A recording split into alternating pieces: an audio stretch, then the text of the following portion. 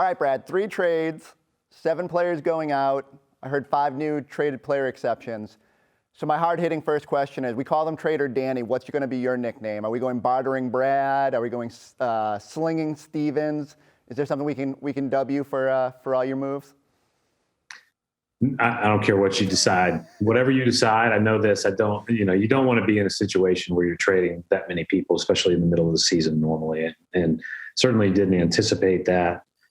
Didn't anticipate having 5 roster spots open as a result of yesterday's moves. And that it's hard to trade one person. It's hard to go through that with them and talk to them and say goodbye quickly. But I would hope that with continuity of this group, that with hopefully we play well and can build and grow together, and our coaches and players can build some continuity here, that we never have a day where we have that much action, right up to the deadline. Well, one of the things I thought was interesting you said this morning was that you had been watching Derrick White with the USA Select team, and that was maybe the first time you got a chance to really see him. How do you remember specifically walking away from that saying he could be perfect, and what was it about him that you thought fit perfectly with your core?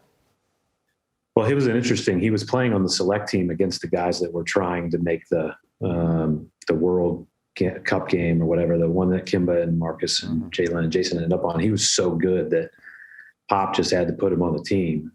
So I got a chance to see those practices for a couple of days. I already really respected him coming out of college and then when he was playing with the Spurs. But I'll tell you, those trips to USA basketball are helpful in the summer. You see some things in guys that have really taken the next step in the strides they make. And I saw Marcus at a young age be similar when he was on the Select team against Wall and others, where, he was kind of the young guy going against the more established guys. And those types of things can be helpful to help, see a guy in a different light, see him do things a little bit differently.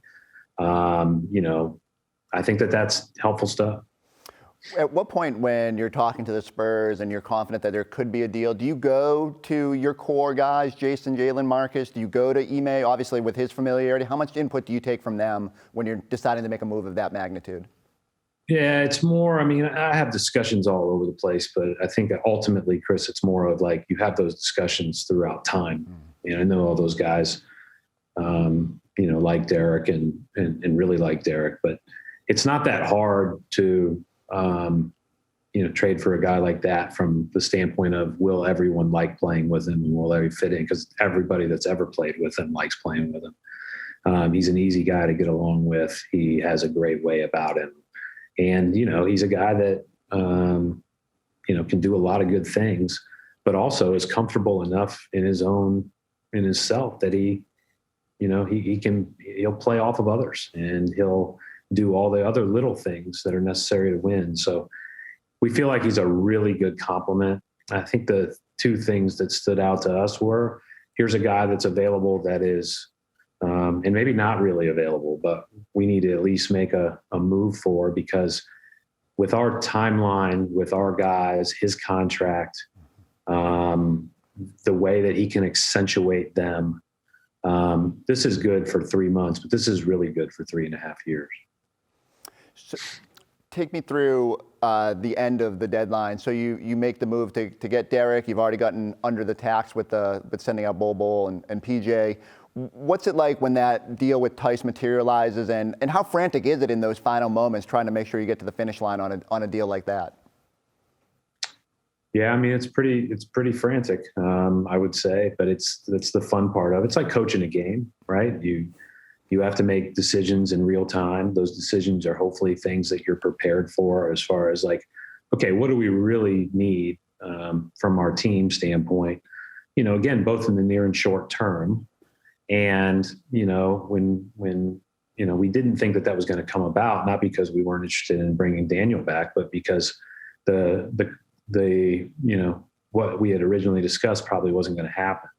So when the deal came about late, and, it was one of those things where we had at least already talked about Daniel's fit on our team and how we, could really use a guy that can play the same way that Al and Rob do. I think that's that's kind of an important part of this. We're matching up Rob with the 4 a lot. We're matching up Al with the 5. If either of those guys are out for any part of a game or extended period of time, Theis can make up for that when they're out, but he can also spell them in a game. And so, and we don't, he can do both of those roles. He can play as the guy guarding the pick and roll as the 5, or he can play off the ball as a switcher and a roamer like we've been playing with Rob. And so defensively, it's like a seamless transition for him. And offensively, he's always been good at rolling. He's pretty good in the seams, and, he's capable of catch and shoot, all that stuff. He's a good player. And so he's too good of a player to say it's insurance, right? But it's actually really good insurance when you think about going into a playoff series with all 3 of those guys. Is it fair to say you guys, whether it's just with this stretch or the way you're building this team, have found maybe a defensive identity, and it feels like you're really leaning into that? Is that something that you kind of want this team to just kind of gravitate towards?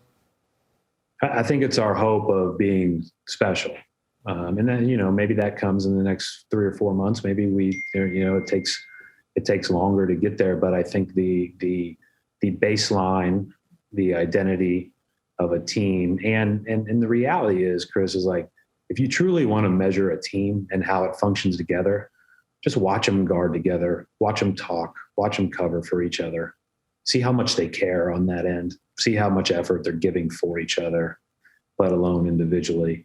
And that can tell you the story of what a team feels like. And so I do think, as I've said to many people weeks ago, we're better than our record is. But we have, put ourselves in a tough position with close losses. But the last 2 weeks, even though we've played sometimes teams that aren't full, we're playing to a different standard and we look different. And there's a feel to that may or may not result in wins and losses here as we move forward on every given night that you hope to. But I think ultimately, we're building something with a new coaching staff that I think can be special. You mentioned this morning there was certain stretches where you watch this defense and it's on a complete different level than any group that maybe you've coached or seen. Do you remember a specific stretch in this little span here where you've said, like, we have the ability to truly be special? Chris, we thought this in the summer going into this year. I mean, that was kind of the point of like, okay, we know we're not going to be, we know we've got 2 great scorers, and we know that we've got other guys that can really play a role around them. And, when we're all out on the floor, we're going to be able to knock down shots because, when everybody's out there, the shots just become a little bit easier, to be honest. And so when we've had our full complement, our shooting's been better. It's not a huge surprise. But we also knew we weren't like, some of these other teams that are offensive juggernauts. So the way that we're going to have to win is on that end of the floor. I think that the team has done a really good job of identifying where they can maximize their strengths on that end. And the coaches have done a good job of that. And then the players have done a really good job of, buying in and having fun and playing the right way and flying around and covering for one another and making it something that I think they look forward to playing on that end. That's not every team that you ever coach. And we've had some really good defensive teams here. I just think we have more answers, even with the loss of Josh, who I think is a really good defender, and Dennis, who obviously has great quickness. I think we, adding Derrick and adding Theis, we certainly didn't hurt ourselves on that end. I don't know if you'll have an answer for this, but more just I guess I'm curious about your general philosophy moving forward. One of the things I constantly hear is people saying, can they go into the summer and make a move for a superstar, a third star? When you think about team building, does it matter the level of talent you want to go after, or is it more like how it all fits together? Are you okay with, is this core good enough where you can just work on the fringes or add impact players and you feel like that can get you to a championship level? I think it has to be the right person. I think that that's the answer, right? And I think that that's, again, why you identify Derrick as a great fit for our team. He just has the right mentality. He has the right amount of savvy. He has the right amount of self-awareness to play, around those guys. And I think that's super important. So if no matter who you're adding, whether it's a a role player or a starter, a person's going to play 30 minutes or 10 minutes, they have to complement your best players. I mean, we've seen it over and over, not only in, this league, but at every level. You can have 3 really special players, but they just don't fit. And so I think that that's the most important thing. We would like to have a scenario, and I think we're getting there, where, every single person on a roster fits well and it makes a lot of sense, and are totally committed to being on the Celtics, totally committed to winning as a team. And I think, I said this at the beginning of the year, and to be quite honest, I didn't think we were this at the beginning of the year. We want to be a team that Boston can root for. The last few weeks we have been. It's been fun. I guess I'm now a better judge of it than I probably was when I was sitting in the other chair, because I'm watching it just like you are. Like, I'm at a home game, I'm way up high, and then on the road, I'm watching on TV most of the time. So, I have the fan experience in some ways during those games. As part of the Derrick White deal, you did have to give up a first-round pick. How do you balance that, trying to preserve as many assets going into the summer, and how do you value those draft picks as you kind of roadmap for the future? I mean, that's the cost, right? That's the parts you lose sleep over is the unknown, the pick, and then the pick swap. I mean, the pick swap probably more so, Chris, right? Like but I also think you don't have a chance to get the perfect complement with 3.5 years left on a really good contract, who your players already know, who your coaches are already really comfortable with, and who you've always been a huge fan of as a staff, not just me. That doesn't come around every day. And so being able to be unencumbered, moving beyond this year, should the pick convey, I think is a good thing. But, I guess the deal will be judged in 2028, Chris, but that's okay with us. Like, let's try to be the best that we can be. Let's try to put some guys around our best players that can really make us fly, and let's have some fun. There's no pressure then. You've got 6 years to figure out if this works. And it's awesome. I'm worried about how old I'll be in 2028. I mean, Jason Tatum will be 30, and that seems weird. Let's end it on this.